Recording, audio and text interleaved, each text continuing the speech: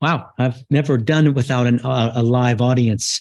Well, I'm Mark Sable, and I'm here to talk about contemporary American politics and the perils of presidentialism, and also a lot about partisanship. So let's get started. The agenda will be basically Trump, James Madison in faction, political parties, and presidentialism. Or I have the agenda in español: de Trump y extremismo, de Madison y el problema de la facción, partidismo y sistemas partidarios, y presidencialismo y la facción. So let's start. De Trump. You all know who he is, all right? To understand American politics in a structural sense, what we need to do is appreciate what Donald Trump really represents, because he is an acusación en contra el sistema político. And so to start off with, he is the first man who's ever run for president with 91 acusaciones. He is being indicted for corruption in New York State, for illegal payoff to a porn star who had sex with him to hide that. And he's also has a civil suit against his businesses for accounting fraud, for overinflating the value of his real estate assets, which is significant because both of these corruption claims are really about him misrepresenting who he is, which is to say he pretends not to be, he pretends to be a good businessman, but he's not. And he also hid the fact that he had sex with a porn star while his wife was pregnant, which would have, both of these things would have affected his popularity in 2016. The second second set of charges I put together under the category of authoritarianism, which are about trying to steal the 2020 election. The first is a state lawsuit in Georgia. There are recordings of him talking to the Secretary of State, asking him to find votes so that he can win.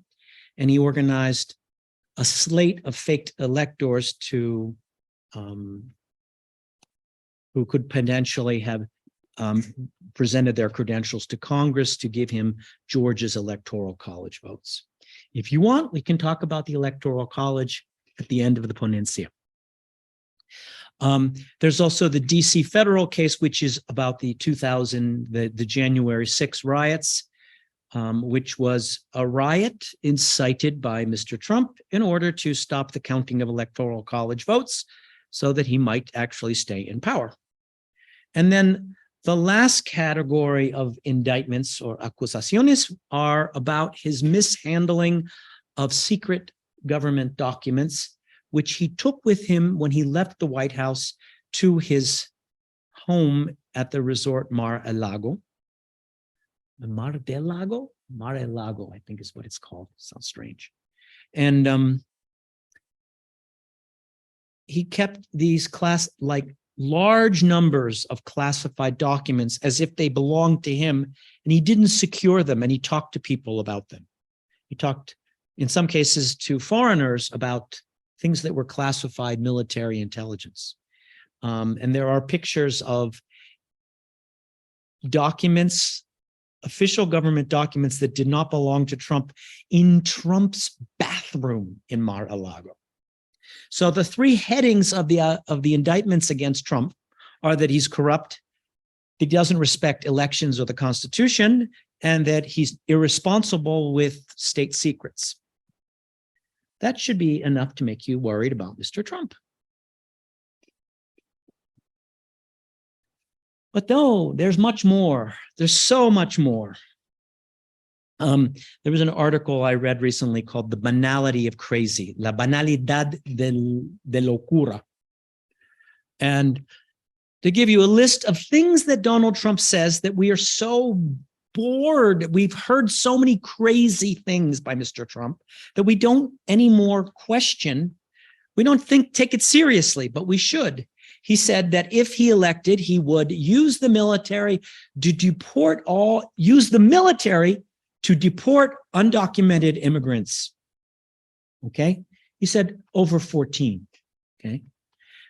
It's like 10 million people, right? He doesn't have this authority. This is not a power of the presidency constitutionally. He said he would order the National Guard into cities with high crime rates, even if the mayor and the local government didn't want it. He said he would prosecute Californians who protect minors who come into the state for gender reassignment treatments. He said he would impose a 10% tariff on all foreign goods. He said he would appoint a special prosecutor to go after his political opponents, beginning with Biden.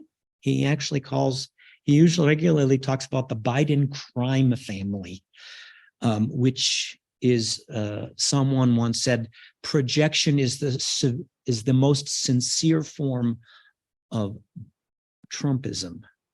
It's astonishing. And not to say that Hunter Biden is a good guy, but the scale is astonishing. Anyway, he's promised that he will use the government to go after his opponents. And most importantly, I think in practical terms, is he said he will purge the civil service of bureaucrats who disagree with him. And the pro-Trump or MAGA people are actually organizing lists of people with the credentials and loyalty to Trump to do this. And the way they would do this is they will reclassify the top couple levels of civil service to make them presidential appointees, and then he'll fire everyone, and then those people will be loyal Trumpians if he's elected. But no, wait, there's more. In the last 10 days, just in the last 10 days, Donald Trump has said that his own former chief of staff of the Joint Chiefs of Staff, that's to say, the senior most military officer who he appointed, was so disloyal, he was a traitor, and he deserved to be executed. It's an astonishing thing because Trump appointed the man. He was at a rally and he was talking about the attack on the former Democratic Speaker of the House, Nancy Pelosi. A man came to her house in San Francisco. When she was not there, her husband answered the door and the man attacked her husband with a hammer. Donald Trump made fun of this, and the crowd loved it at his rally. He called Joe Biden, the current president, who's a Democrat, by a name I don't really want to repeat. Just to put it down there, I was a little uncomfortable. It's astonishing that someone could be that abusive and uncivil. And at the same rally, he said that shoplifters should be killed when they are leaving the store, obviously without trial. The crowd loved this. I think this was a rally in California. And of course, this is January 6th, 2021, when the Trump rally provoked an attack on the Capitol, and the representatives who were there to watch the counting of the Electoral College votes had to flee because this mob was out to get them. They broke into the Speaker's office, which was Nancy Pelosi's office, and stole things. If you look at this picture, you'll notice some very interesting things. You'll notice, of course, that there are a lot of Trump flags, not necessarily U.S. flags, Trump flags. You'll see that on the left side, there's a Liberty tree. I don't know which is American Revolution flag. You'll notice there's a blue one. I don't recognize that. But you'll also notice that here's this weird flag on the right, which is black and white with a blue stripe, and that's a right-wing flag in favor of police. Ironic, since there were police guarding the Capitol who were injured. Can't see the guy with the horns. Too bad. All right, the MAGA shaman. So. Also in the last 10 days, maybe it's 2 weeks, Donald Trump's former chief of staff, who was a former general, who was his secretary of Homeland Security for a month, and then his chief of staff in the White House for about 2 years, confirmed that Donald Trump said horrible things about a lot of people that were reported in books, and John Kelly confirmed that. That, for example, Donald Trump thinks that soldiers who are wounded or captured or die in defending their country are suckers. They're stupid. They're fools. They don't have enough sense of, I don't know, right? He said that he did not want to have pictures taken of him with soldiers who had lost limbs, amputees. That doesn't look good, he said. Okay, he insulted the families of soldiers who had died, and he insulted, and of course he insulted Miley, who was the chief of staff. Okay. And then so Kelly said, a person that has nothing but contempt for our democratic institutions, our Constitution, and the rule of law. And then the final stroke, there is nothing more that can be said. God help us. Que nos ayude Dios. That's what someone who worked side by side with Trump for 2 years, not a liberal at all, said about Trump. And yet, after insulting soldiers, after threatening violence, after showing a total disregard for the rule of law, Trump is not only running for re-election and the #1 pre-candidate in the Republican Party, he has more support than all of the other candidates combined. Most of the other candidates will not even criticize Trump, or not seriously in any way, really go after him. There's a couple that are anti-Trump, and then the rest are are basically afraid to criticize him. And 57%, okay? 57% of the Republicans who respond to polls are in favor of Trump. And this is the really scary one. This is the average of polls of encuestas in the over the last 3 months, and you'll see that Joe Biden was mostly ahead until September, about a month ago, and now Trump is ahead in the general election poll. This is overall nationally, so, but the idea that despite all the crazy things that Donald Trump has said and all the offensive, irresponsible, corrupt, and unconstitutional things that he has done, he is, at this moment, right now, ahead of Joe Biden. because people say Joe Biden is old. And apparently old is worse than being crazy and autocratic, at least for some people. So the theme I want to explore is this meets James Madison's definition of faction. And faction, Madison explains, is the usual cause of the breakdown of democratic systems. What is a faction?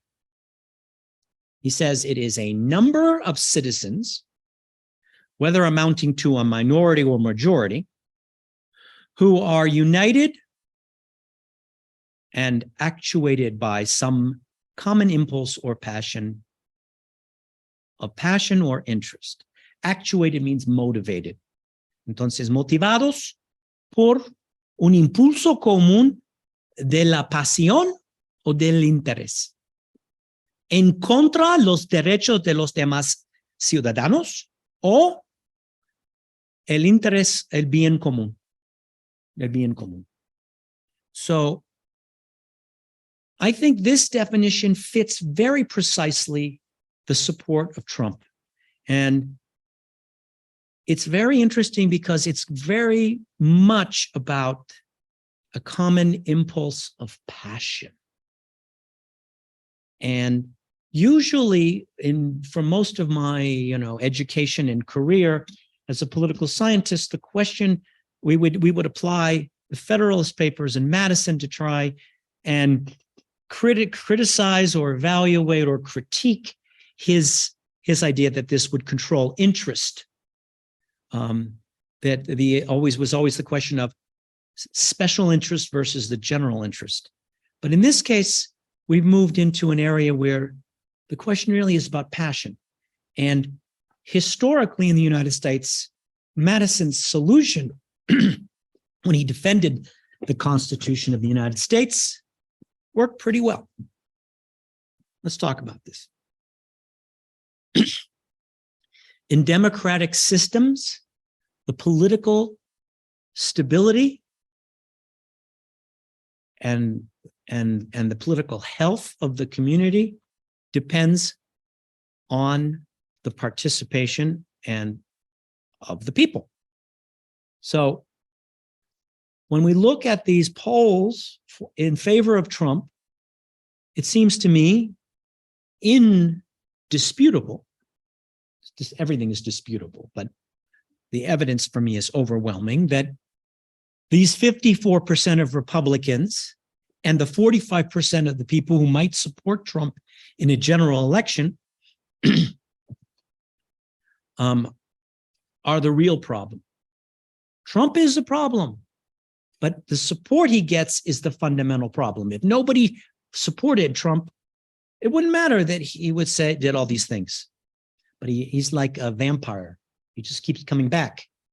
And so this is a cartoon from 50 years ago, more than 50 years ago, by Walt Kelly from a cartoon strip called Pogo, and we have met the enemy and he is us.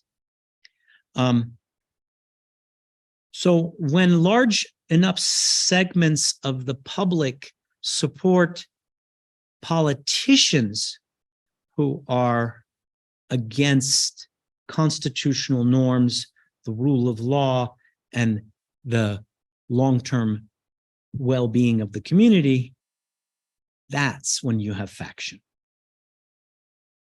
And Mr. Madison, who's one of my favorite founders of the US founders, American founders, I like him because he was a ñoño. I like him because he married very well and was very smart, not an especially successful president, but a very successful political leader before his presidency. And he describes in the Federalist Papers, which were to defend the advocate for the ratification of the Constitution of the United States in 1788. He suggested in his famous Federalist 10 and 51, 3 solutions to the problem of faction, to disturbances in the political system that are against the rights of others or against the common good. 3 solutions. He said, first off, you have majority rule. If the faction is if the people who have a desire that is against other people's rights or against the well-being of the community are a minority, the rule is simple, a majority rule. So the problem is, what happens if you have a majority that wants things that are against other people's rights or against the common good?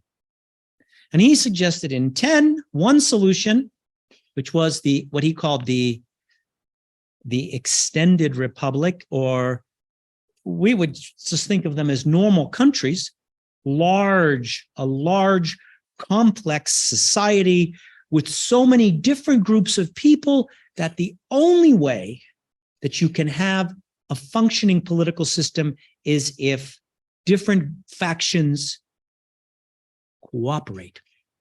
There's no majority. There is no majority faction. That was his first solution. And this is really his great contribution to political theory, because really nobody had suggested this before. And then in the 51st Federalist paper, he suggested that when you add this to the division of powers, checks and balances, and federalism, so the dispersion of powers into different government offices and institutions, that will make the necessity to compromise and convince others on the basis of general arguments, not special interest arguments, impartial arguments, that the two together really work. The difficulty of having a majority faction and then the necessity of winning so many elections that in practice nobody ever has control of all the levers of power. These were Madison's 3 main solutions in 1788. And for most of US history, this is the way it's worked. So although there were Democrats and Republicans, or there were Democrats and Whigs, or there were Federalists and Republicans, there were also people from the North and from the South, people from the cities and people from the country. There were people with different political preferences. You see, the way I'm describing it, part of it's about ideology and part of it is about interest. So for in the period between the middle 20th century, even when there was a large Democratic Party majority, there were a large number of Southern conservatives. All right. So we come now to the next part, the question of parties and party systems and presidentialism. I did promise you that we would talk about presidentialism. James Madison's 4th solution.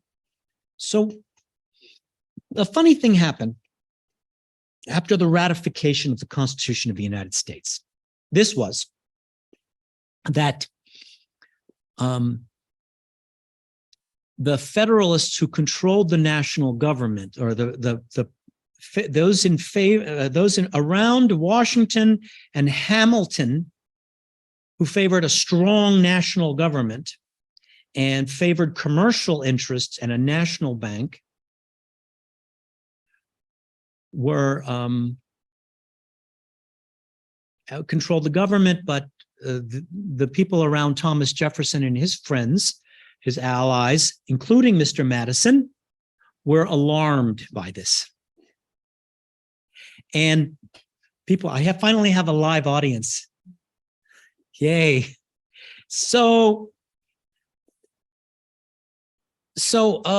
And this was during the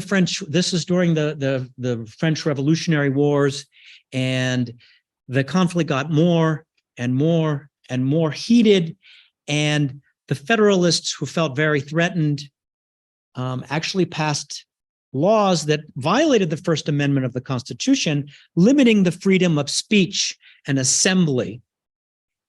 And Jefferson, who had left the government, was so terrified, and Madison, who was his close ally and neighbor, was also so alarmed that they felt that their very democratic freedoms were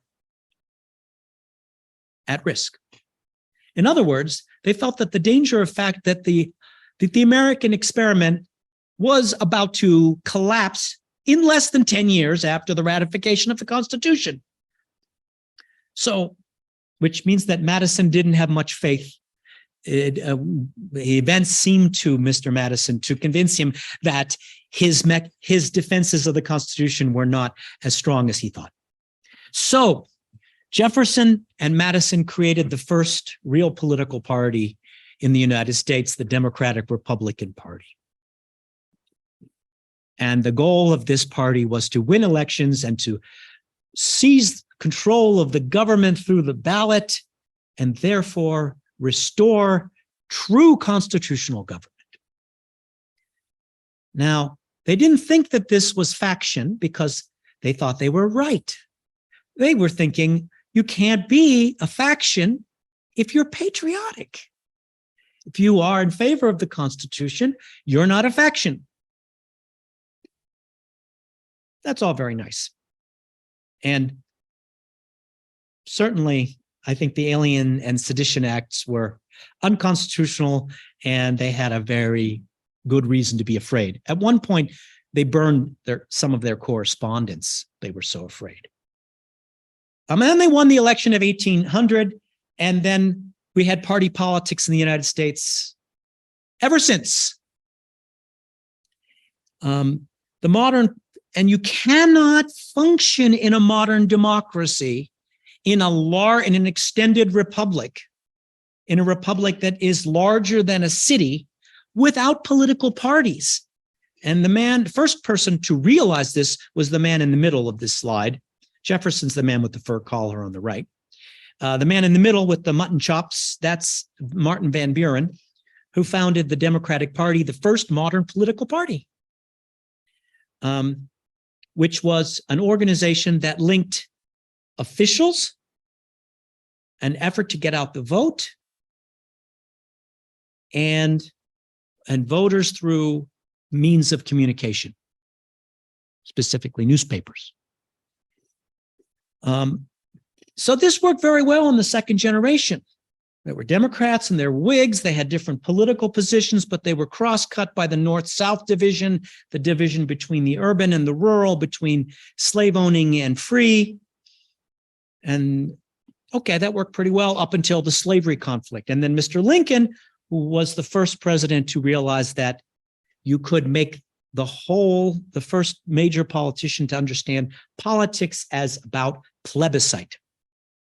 I call it the plebiscitary politic. We're going to have a national referendum on the number one issue, and we're going to resolve it even if the minority doesn't like it. And he, just like Jefferson and Madison in 1796 and 1800, thought that this isn't a problem because we're right. He thought we were right, and the result was a civil war, and the people against slavery won. Okay, this is the first break, the first time we saw that party politics can completely overrun the Madisonian system of checks and balances and diversity of interests and the necessity to compromise. And then from 1865, from the 1870s until recently, basically it worked pretty well. Once again, we were back in normal Madisonian politics. The Madisonian solutions that are described in Federals 10 and 51 correspond pretty neatly to two contemporary, or not contemporary, but modern social scientific, modern comparative politics theories, the theory of consensual democracy, and the theory of cross-cutting cleavages. You know, that's fine. Because the idea is that if you have to win a lot of elections in different institutions with different electoral systems, you can't just have a majority that sticks together. And socially, this depends on diversity. And the idea that Catholics are not all working class, and working class people are not all urban, and urban people are not all in the north. Because if you have a bare majority that is like-minded on enough axes, you have super intense conflicts. And that's what we see today in the United States. Basically because of these of certain extra political trends. One is that people get their news from different places, and people are geographically segregated. So people in small towns don't really talk to minority people. They don't see minority people. They don't normally see people from the cities, and they don't normally see people who have fundamentally different experiences. I once asked my students in New York City about gun control. And of course, they were in New York City, so they were all in favor of gun control, except for one, interestingly, a Black woman. And I said, where are you from? She said, I'm from Texas. Okay. And that's the power of a geographical experience. They've actually done, social psychologists have done experiments where they've asked political questions to mixed political groups and segregated groups. And they find that if you put Republicans together with Republicans and Democrats together with Democrats, what you will find is that the more they talk, the more extreme they'll get. But if you mix the Democrats and the Republicans together, they won't. They'll stay in the center because they'll have to engage each other. And this sort of reinforcement and sorting is absurd at some level. I used to sometimes I played a game with my students in West Virginia where I would say to them, I would shout out something completely unpolitical, like pickup trucks. And I'd say, Democrat or Republican? And they'd go, Republican. And I'd say, avocado toast. And they'd go, Democrat. And you could play this game all day long. Everybody knows what the two teams are culturally. And the idea that avocado toast and the kind of car you drive would affect your politics is scary. This is reinforcing cleavages. So the problem is that two-party systems, not as distinguished from multi-party systems, reinforce this kind of and they make it much easier to form a majority faction, because in a two-party system, one party has to win, and that party will then have a majority. And if they have enough majorities, they can do whatever they want. So the fourth Madisonian solution, the first founder of political parties in the United States, Mr. James Madison, my dear friend, all right, who had come up with the solution to the problem of faction, was also the man who destroyed it. The terrible irony. And there are a couple reinforcing mechanisms of this two-party system and how they're toxic. One is gerrymandering, which is where elected officials design the districts so that they maximize their chances of their party winning. And the other is in the Electoral College, which is winner take all. And that means that it doesn't matter whether you win Ohio by 10,000 votes or 100,000 votes. It doesn't matter whether you lose California by 2 million votes or 2,000 votes, because you get it all. So the result is to reinforce these information and dialogue silos, these isolated conversations that that was talking about in this psychological experiments. With the result that we see that's here. This is it's only a year old. This is rising partisan antipathy. Okay. You could also do this with questions of Republicans are a danger to the constitutional order. Democrats are a danger to the constitutional order. These questions, they're just mirror images. And it turns out that while partisan antipathy is not symmetrical, it is reciprocal. And when I have a niece who's a loyal Republican. Her parents are loyal Republicans. And I mean, she's even done internships with Republican activist organizations. And I don't even know how to talk to her about this. I mean, she cares about me and I care about her, but so all the best we can do is create a cognitive dissonance between our respective politics and our opinions of each other as people. But if we, there are people who do not know any Republicans, and there are people who do not know any Democrats, or who do not have any of those people as close friends or relatives. It just becomes impossible to talk. And I would just, this is a slide that I kept, I don't know. People don't know what the Constitution of the United States, they don't know what the rule of law is, they don't know what a constitutional republic is, they don't understand the limits of politics.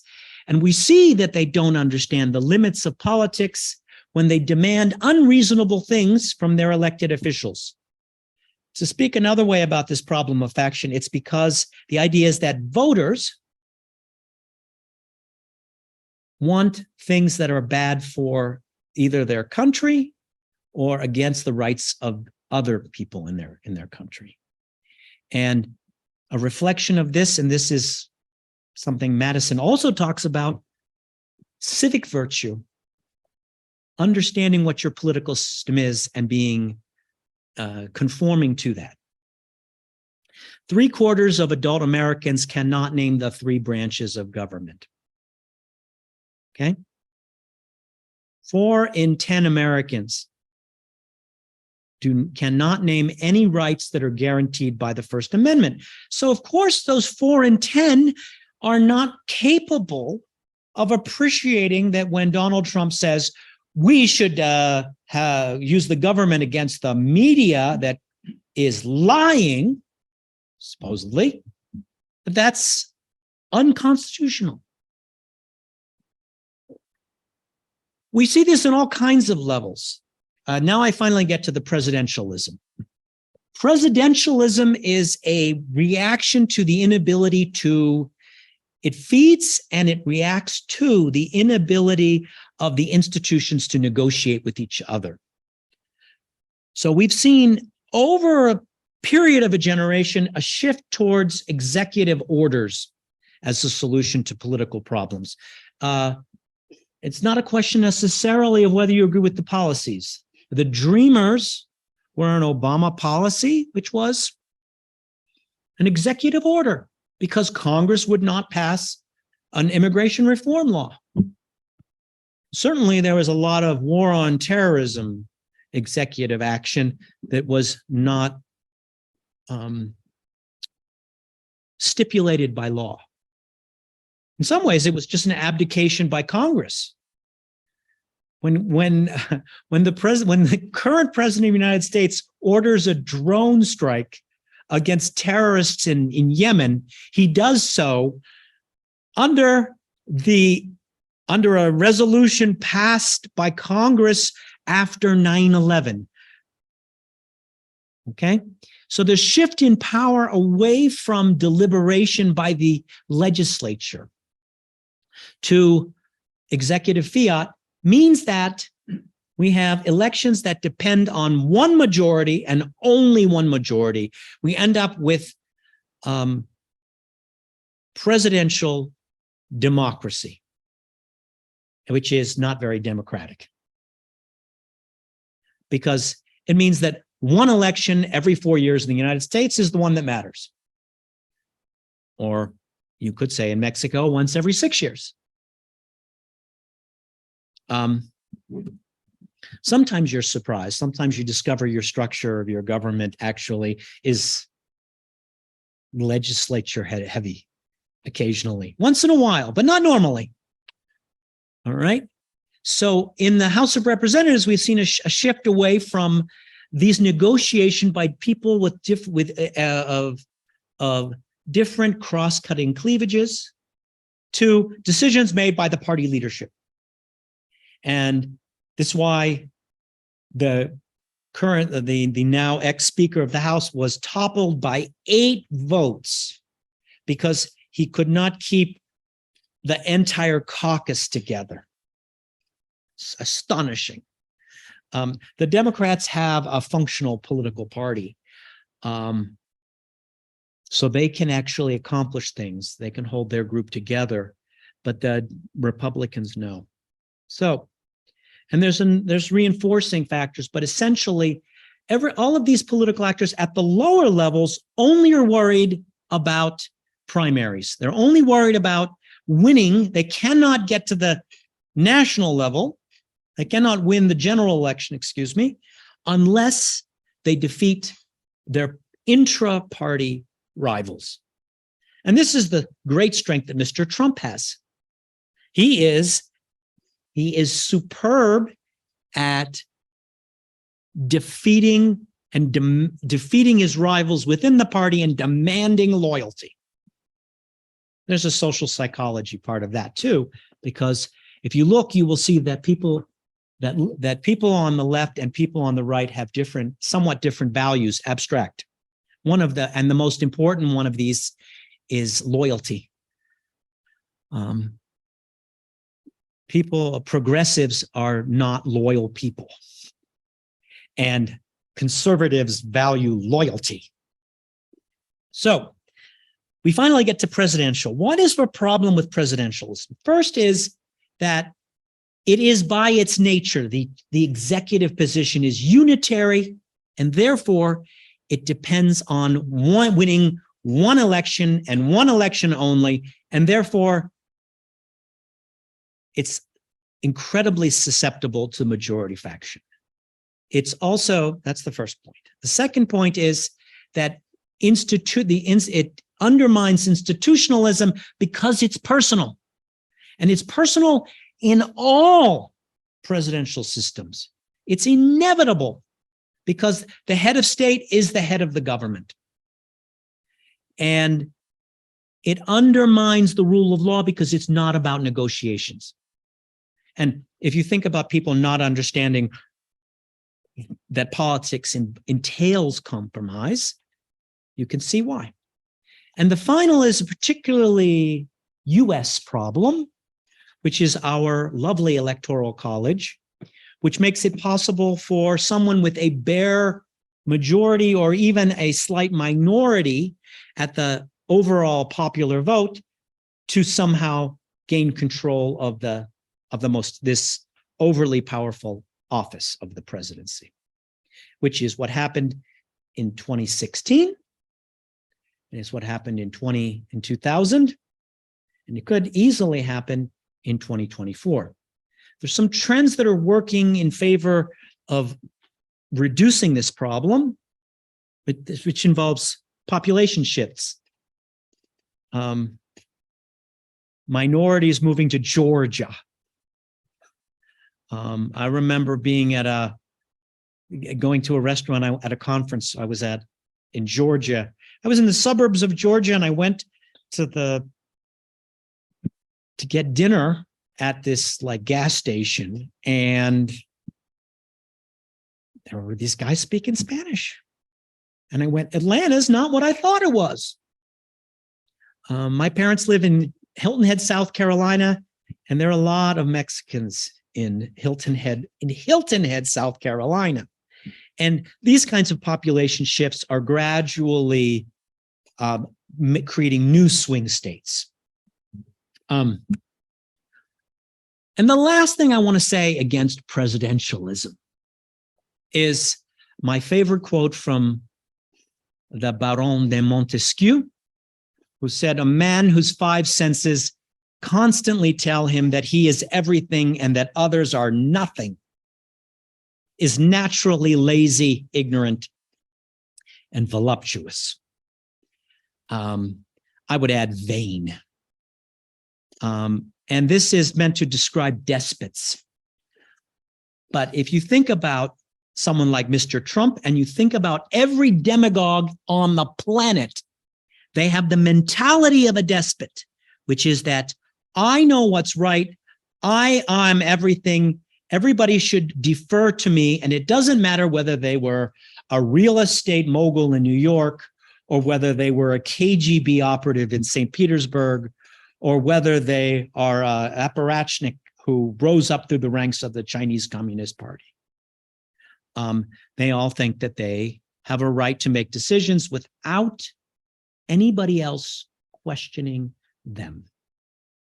And I put it in Spanish because this is the Porua translation, which isn't so great. I actually like the Google translation, but this is fine. Un hombre a quien sus cinco sentidos le dicen continuamente que él lo es todo y que los otros no son nada. Es por la naturaleza perezoso, ignorante y libertino, como señor Trump. It's perfect description. And we see this in lots of other places, and I just put some names down here. This, I think, describes much of what the problem is. They're not necessarily presidential governments, but there is a tendency to personalize politics over time, even in parliamentary systems. And so I finally come at the end of this long discussion about what's wrong with US politics to something that always gives me pleasure to say something nice about Mexico, which is, God bless no reelección. This is a beautiful thing, because even when your president is Franklin Delano Roosevelt, it's good when there should still be no reelection.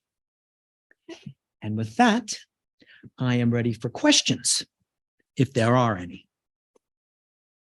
I got questions. Gracias por tan interesante exposición. Actualmente, ¿cómo se mantienen los pilares originales de la Constitución?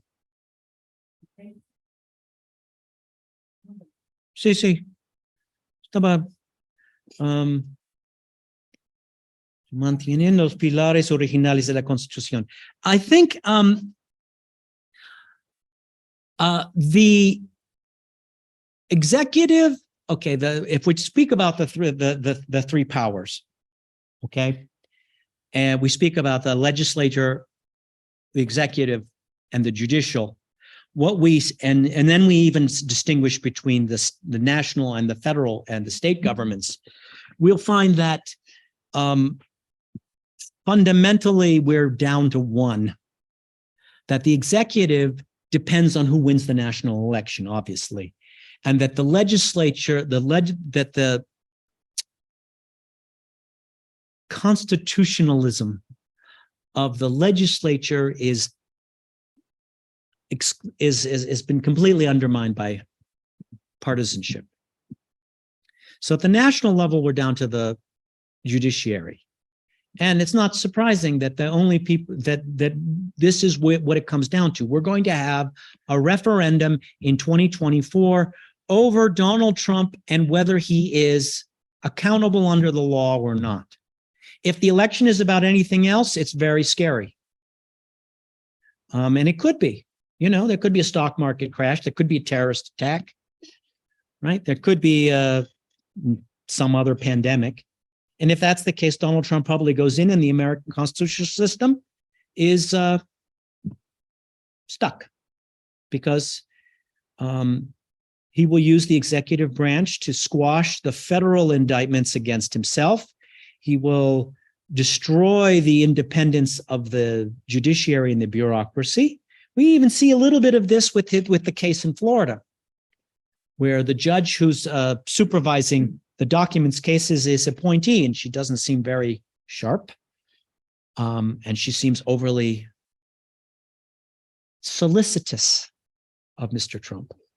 And then we also see at the state level, we see a good demonstration of of the necessity for diversity or complexity, and why it really is good at the national level, because states, as being smaller, are less diverse, and they are often there's often more stable majorities, and in some of those places, I'm thinking mostly of Wisconsin. There's an attempt to hold power despite losing a majority. So right now it depends exclusively, it's depending mostly on the judicial branch,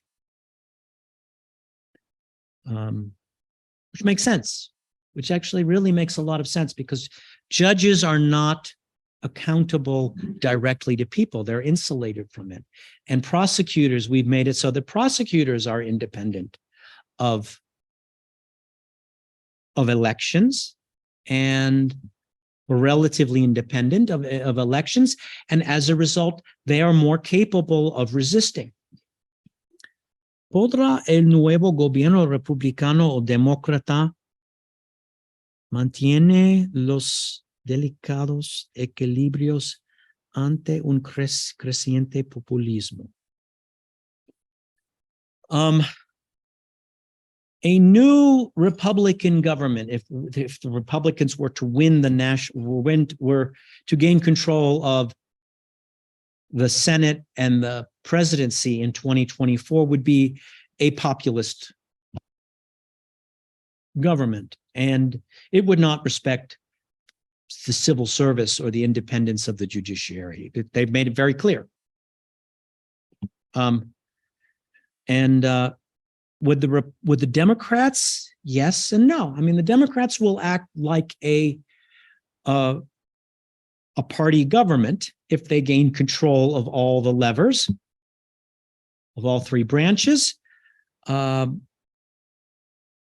they won't deprofessionalize the judiciary. They won't deprofessionalize the bureaucracy, and they won't. And they negotiate when they don't have unified government. So that's so I guess there's a question here. Is there a question? Oh, good. I would suggest that there is a question that nobody's asked, which is, who's going to win? And of course, nobody knows a year and a half out, because there could be a global climate catastrophe, a terrorist attack, a stock market crash. Joe Biden could have a stroke. And Donald Trump could fall down the stairs and go into a coma. I do think that although the polls are very, they don't make one happy right now, it's because people are thinking about Joe Biden. And Joe Biden is not a perfect president, being as old as my mother. And, as my grandmother said 40 years ago about Ronald Reagan, I'm old and he's too old. But people are thinking about that. They're not really taking the people who are already decided, which are probably 65% of the population, whether they're Democrats or Republicans, they're locked in. And then the people in the middle who don't think much aren't really paying attention to the crazy thing that Donald Trump is saying. He's saying very crazy things because he's scared. Because he's scared of going to jail, and he's even more scared of losing his money. And he'll do anything. He's going to do a lot of crazy things, and I think there will be political violence next year. I don't know what kind of political violence. I'm hopeful because the Proud Boys were sent to jail and the Oath Keepers were sent to jail, and that means that we're looking mostly at unorganized, lone wolf. We're looking at someone breaking into someone's house or someone attacking someone on the street. And that's much more likely to happen from the right wing than from the left wing. Not that it doesn't happen on the left. So, any other thoughts, questions? Oh, I can see myself in the screen from a distance. Sort of. If there's no more questions, we'll close it out because we're almost at an hour. But going once, going twice, se acabó. Muy bien. Cool.